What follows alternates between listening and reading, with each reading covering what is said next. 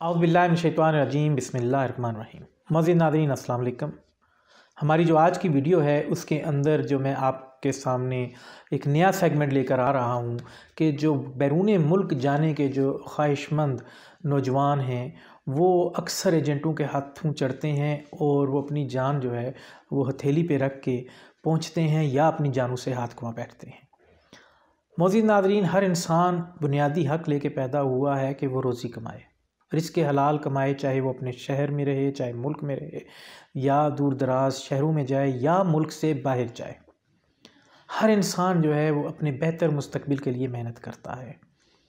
लेकिन अज़ीज़ दोस्तों, इस हक़ को इस्तेमाल करने के लिए जब वो ये फ़ैसला करता है कि मैं बैरून मुल्क जाऊँ, कोई गरीब आदमी या मिडिल क्लास का आदमी वो फ़ैसला करता है वो ख़ुद या अपने जवान बच्चे को जो है वो मुल्क से बाहर भेजे ताकि उसका मुस्तकबिल और उसके बहन भाइयों या उसके बच्चों का मुस्तकबिल जो है एक सिक्योर और बेहतर मुस्तकबिल हो जाए। लेकिन इस ख्वाहिश के अंदर अक्सर वो इंसानी स्मगलरों और 2 नंबर एजेंटों के हत्थे चढ़ जाता है, वो अपनी जान से हाथ गंवा बैठता है। तो मज़ीद नाज़रीन, इस मामले के ऊपर अब हमने फ़ैसला किया है कि हम एक वीडियो जो है वो बनाया करेंगे मुख्तलिफ़ मुल्कों की, क्योंकि मुझे मुख्तलिफ़ मुल्कों में कुछ अरसा बाहर रहने का इत्तफ़ाक़ हुआ है और अल्हम्दुलिल्लाह मैं लीगल तरीके से मैं गया हूँ और मुझे किसी मुल्क ने रिफ्यूज़ नहीं किया।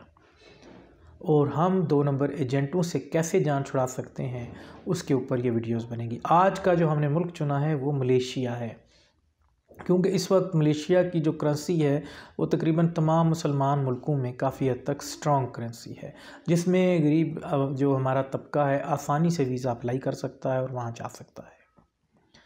तो मज़ीद नाज़रीन, सबसे तो पहले आपको मैं ये बात बताऊं कि मलेशिया जो है अब कौंसलेट जो है मलेशिया का वो डायरेक्ट वीज़ा नहीं दे रहा। उन्होंने अपने कुछ ड्रा बॉक्स होल्डर्स मुकर्रर कर दिए हैं, यानी कि एजेंट्स हैं जो अप्रूव्ड एजेंट्स हैं, जिनकी मैं नीचे डिस्क्रिप्शन में लिंक दे दूंगा, वहां से आप उनकी लिस्ट निकाल सकते हैं जो पूरे पाकिस्तान में है और वहां से आप उनसे रब्ता करके जेन्युइन मालूमात और जेन्युइन वीज़ा जो है अप्लाई कर सकते हैं। मज़ीद नाज़रीन, सबसे पहली तो बात यह है कि मलेशिया के अंदर बहुत ही मुश्किल है कि किसी को वाइट कॉलर जॉब मिले। वहाँ पे ज़्यादातर होटलों में, रेस्टोरेंट में, सिक्योरिटी की कंपनियों में जॉब मिलती है। अगर आप अच्छी जॉब करना चाहते हैं तो आप कॉल सेंटर की वहाँ पे जॉब मिल सकती है।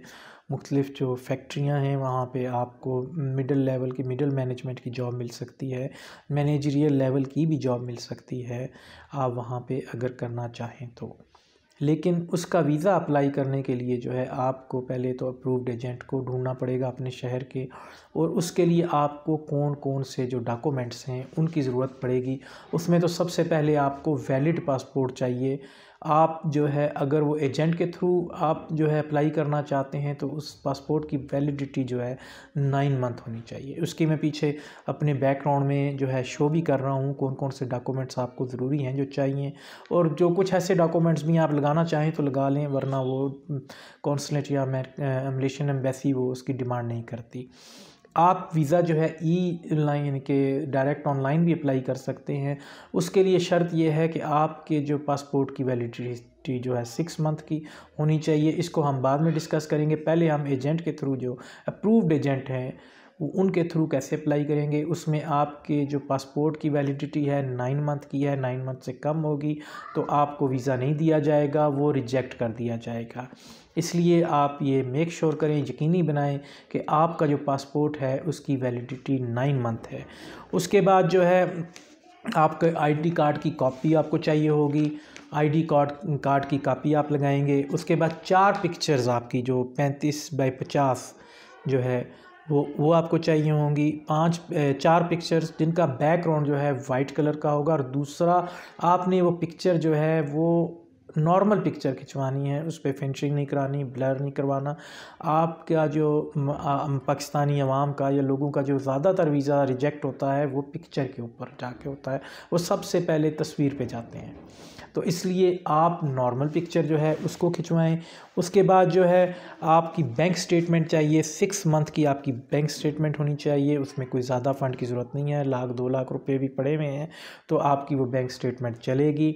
इसलिए इसमें कोई बहुत हैवी किस्म की अमाउंट जो है वो ज़रूरत नहीं है, आप वो करें। और आपकी जो बैंक स्टेटमेंट है वो 2 हफ्ते की होनी चाहिए, 2 हफ्ते से ज़्यादा पुरानी ना हो। अगर वो ज़्यादा पुरानी होगी तो आपका वीज़ा अप्रूव नहीं होगा, रिजेक्ट हो जाएगा।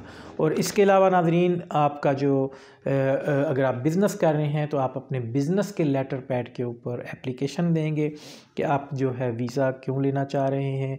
ज़्यादा बेहतर है कि अगर आप बिज़नेस के लिए है तो आप कोशिश करेंगे वहाँ पे एप्लीकेशन दें कि मैं जी बिज़नेसमैन हूँ और उसके साथ जो है मैं नई अपॉर्चुनिटीज़ तलाश करने के लिए कारोबार की मलेशिया आया हूँ। और उसमें जो है आपकी तकरीबन जब आप ये उनको कहेंगे कि मैं मलेशिया के अंदर कारोबार करना चाहता हूँ या मलेशिया में अपॉर्चुनिटीज़ देखने आया हूँ, दैट्स वाई, इस वजह से जो है मैं विज़िट वीज़ा अप्लाई कर रहा हूँ, तो आपको वो वीज़ा 100% देंगे। और अगर आप जॉब कर रहे हैं तो आपका कंपनी का लेटर हेड जो है उसके ऊपर आप एप्लीकेशन देंगे और अपने जाने की जो है आप रीज़न जो है वहाँ पे बयान करेंगे। और उसके अलावा आपका ज़रूरी नहीं है NTN अगर मौजूद है तो अगर आपके पास, तो उसकी वो वैसी डिमांड नहीं करती। आप NTN का अपना लेटर जो है, सर्टिफिकेट जो है वो लगा सकते हैं। इससे अच्छा असर पड़ता है कि ये बंदा एक रिस्पेक्टेबल सिटीज़न है, ये टैक्स पेयर है, ये टैक्स को अदा करता है। आप टैक्स रिटर्न भी लगाना चाहें तो लगा सकते हैं, लेकिन उन रिटर्न्स की डिमांड जो है वो मलेशियन एम्बेसी नहीं करती। उसके अलावा आपकी जो चीज़ें हैं उनमें होटल बुकिंग आपकी वो ज़रूरी है, आप वो अपने वीज़ा के साथ अप्लाई करें। और आपकी जो टिकट की बुकिंग है वो भी आप उसके साथ लगाएं, वो भी ज़रूरी है, वो आप लगा सकते हैं। तो इसके अलावा चैम्बर ऑफ कॉमर्स का आपके पास कोई लेटर है तो लगा दें, नहीं है तो जो है वो कोई इसकी ज़रूरत नहीं है, वो करती नहीं है। लेकिन ये प्लस पॉइंट में आता है, आपका जो लाइसेंस है आप लाइसेंस की कॉपीज़ लगवा सकते हैं।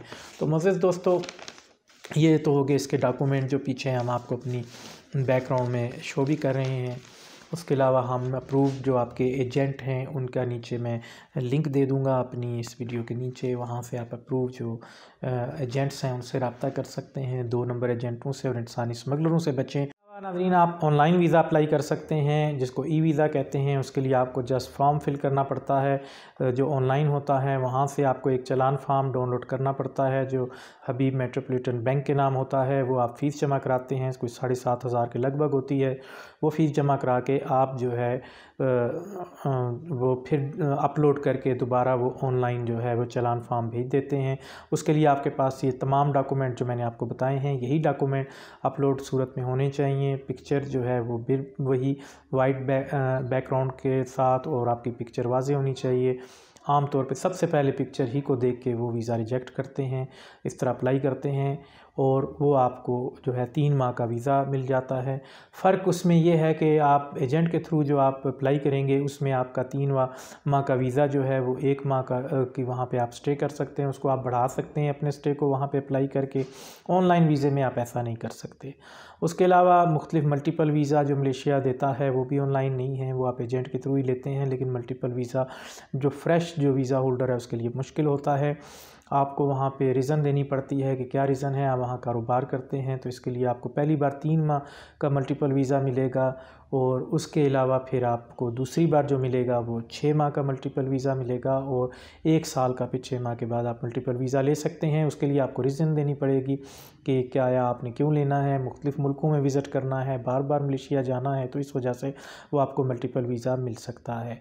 उसके अलावा मज़ीद नाज़रीन, जो फ़ीस है वो एजेंट की फ़ीस जो आप देंगे वो 12,500 जो फ़ीस है एम्बेसी की है। एजेंट अपने सर्विसेज चार्जेस लेके 14,500-15,000 रुपये आपसे लेता है। और ई वीज़े की मैंने आपको फ़ीस आपको बता दी है, वो 7,500 रुपये है। उसके अलावा आप जो है वहाँ पे और भी वीज़े ले सकते हैं प्रोफेशनल वीज़े, जिसकी मैं आपको तफसील आपको बता चुका हूँ। उसके अलावा दोस्तों, सबसे जो बड़ा मसला है वो डिपोर्ट होने का मसला है। हमारे पाकिस्तानी जो हैं बहुत ज़्यादा तादाद में वहाँ से डिपोर्ट हो जाते हैं। तो उसकी वजह ये होती है कि वो वहाँ के इमिग्रेशन डिपार्टमेंट को मुतमईन नहीं कर पाते एक तो आपके पास मिनिमम जो है शो मनी $1000 जो है वो होनी चाहिए। हम $50 $30 जो है वो ये ले जाते हैं कि हमने कुछ दिन स्टे करना है, इतना हमारा ख़र्चा है, जिस पे वो ये शक करते हैं कि भाई ये कुछ पैसे लेके आया है, इसने यहाँ पे जो है स्किप हो जाना है और यहाँ पे फिर वो मेहनत मजदूरी करेगा, तो इस वजह से ये इलीगल हो जाएगा, तो वो आपको डिपोर्ट कर देते हैं। दूसरा, आपके पास जो होटल बुकिंग है वो तो आपको वीज़ा के प्रोसेस में ही भी होती है, वो आपको दिखानी चाहिए कि आप वो पूछेंगे आप यहाँ कहाँ स्टे करोगे, आप अपनी होटल बुकिंग दिखाएंगे। बाद दफ़ा ऐसा होता है कि आपने वीज़ा लिया होता है, आपके पास डॉक्यूमेंट्स होते हैं, लेकिन जो है हमारी अवेयरनेस इतनी नहीं होती। आप ज़हन बना के जाएँ कि आपने एक होटल बुकिंग दिखानी है, शो मनी आपके पास $1000 होने चाहिए। और तीसरी चीज़, वो आपसे जब पूछेंगे कि आपने कितना स्टे करना है, तो आप अपना रिटर्न टिकट जो है वो उनको शो करेंगे। जब आप इन तीनों चीज़ों पे उन्हें मुतमईन कर देंगे तो आपको किसी सूरत डिपोर्ट नहीं करेंगे, वरना आपको वहाँ से जो है डिपोर्ट कर दिया जाएगा। और जब हम थे आज से 5-6-7 साल पहले, तो एक पूरा जहाज़ भी डिपोर्ट हुआ है। तो इस पे अमल करें तो इंशाल्लाह आप कभी भी जो है मसाइल और मुश्किलात का सामना नहीं करेंगे। मलेशिया के अंदर ज़्यादातर जो इल्लीगल तरीके से ले जाया जाता है वो थाईलैंड का वीज़ा लगवाते हैं। थाईलैंड से वो आपको, वहाँ का एक सूबा है जो मलेशिया के पिनंग सूबे के साथ लगता है, वो वहाँ से जो है आपको इल्लीगल जो है पैदल वॉक करके वो बॉर्डर क्रॉस करवाते हैं, फिर वहाँ से फिर वो आपको मलेशिया में दाखिल कर देते हैं। तो इन चीज़ों से बचें। मैं ख़ुद एक ऐसे नौजवान को जो वहाँ पे बैंकॉक में उसको फेंक गए थे ये इंसानी स्मगलर, और वो फिर किसी तरीके से जो है मलेशिया तो पहुँचाया था, लेकिन उसको अपनी जान से हाथ खोना पड़ा, और वो इंतहाई गरीब फैमिली से था, और उसकी जो फैमिली ने जो है वो बहुत उस पर सफ़र किया। और यकीनन तमाम फैमिलियाँ जो है अपने प्यारों से हाथ जो है धो बैठती हैं, और फिर वो बाद में सफ़र भी करती हैं। इन चीज़ों से बचिए और जेन्युइन तरीके से जाइए। फिर वहाँ जाके अगर आपको अपॉर्चुनिटी मिलती है, जॉब्स की अपॉर्चुनिटीज़ मिलती हैं, तो आप तलाश करें। उसके बाद उनका एक अलग प्रोसेस है, उसमें आप वहाँ पे जाके एक प्रोफेशनल वीज़ा ले सकते हैं, जॉब का वीज़ा ले सकते हैं, बिज़नेस का वीज़ा ले सकते हैं। उसके अलावा स्टूडेंट्स के लिए एक अलग पॉलिसी है, वहाँ यहाँ से स्टूडेंट वीज़ा जो है वो दिया जाता है। वहाँ जाके स्टूडेंट्स को टाइम भी मिलता है कि आप अपना जॉब भी कर सकते हैं अपने अखराजात उठाने के लिए। उसके अलावा वहाँ जाके आप परमानेंट रेजिडेंसी भी अप्लाई कर सकते हैं। परमानेंट रेजिडेंसी के लिए जो है सबसे पहले तो आपको वहाँ पे शादी का एक तरीका है, शादी करके आपको कम से कम 5 साल वहाँ रहना पड़ेगा। 5 साल के बाद जो है वो आपको अपनी बीवी के साथ गुजारने पड़ेंगे। फिर उसके बाद वो आपको वहाँ पे इमिग्रेशन में अप्लाई करना पड़ेगा, वहाँ बुलाया जाएगा, आपका इंटरव्यू होगा, फिर आपको परमानेंट रेजिडेंसी दी जाएगी। दूसरा तरीका है कि माई सेकंड होम मलेशिया, एक उनकी पॉलिसी है कि आप अपना दूसरा घर जो है मलेशिया को तसव्वुर करेंगे, उसके प्रिंसिपल्स के तहत आप जो है वीज़ा अप्लाई करेंगे। उसमें फिर आप 4 साल रहने के बाद जो है परमानेंट रेजिडेंसी का वीज़ा अप्लाई कर सकते हैं। फिर उसके अलावा एक तरीका है कि आप मुसलसल 12 साल से अगर मलेशिया में रह रहे हैं तो 12 साल के बाद जो है आप वहाँ पे जो है वीज़ा ले सकते हैं, परमानेंट रेजिडेंसी ले सकते हैं, आईसी होल्डर बन सकते हैं। फ़र्क ये होगा कि आपका जो है रेड कलर की जो है होगी जो आपको कार्ड मिलेगा, और जो लोकल मलेशियन है उनका ग्रीन कलर का है। वहाँ पे आपको जो है परमानेंट रेजिडेंसी तो मिल जाएगी, लेकिन आपके मलेशिया में आप पॉलिटिक्स में हिस्सा नहीं ले सकते, आप वहाँ वोट नहीं डाल सकते, कुछ उनके अपने प्रिंसिपल्स हैं। तो इस तरीके से आप कर सकते हैं, वीज़ा अप्लाई करके वहाँ पे आप जो है रह सकते हैं। और इसके अलावा आप मलेशिया में कारोबार कर सकते हैं। आपका अगर अकाउंट जो है ट्रिलियंस ऑफ रिंगिट में है तो तब भी आप रेजिडेंसी का अप्लाई करके वहाँ पे एक बेहतरीन बाइज़्ज़त रिस्पेक्टेबल शहरी का जो है आप वो वीज़ा ले सकते हैं। तो मुअज़्ज़िज़ नाज़रीन, ये थी आज की मालूमात। आपसे गुजारिश है कि आप नीचे जो हमारा अप्रूव्ड एजेंट की लिस्ट है उसको देखें और उसके तहत आप अप्लाई करें और लीगल तरीके से वहाँ पर जाएं और अपनी ज़िंदगी को सहल तरीके से गुजारें, छुप छुपा के ज़िंदगी गुजारना और छुप छुपा के मेहनत मजदूरी करना और अपनी जान को हर वक्त ख़तरे में डाले रखना, तो उसका आपको नुकसान है। अगर वहाँ पे आप लीगल तरीके से रह रहे हैं, लीगल काम कर रहे हैं, आपके साथ दौरान काम हादसा हो जाता है, वहाँ की उनकी बेहतरीन इंश्योरेंस पॉलिसियाँ हैं, आप उन इंश्योरेंस पॉलिसियों को इस्तेमाल कर सकते हैं।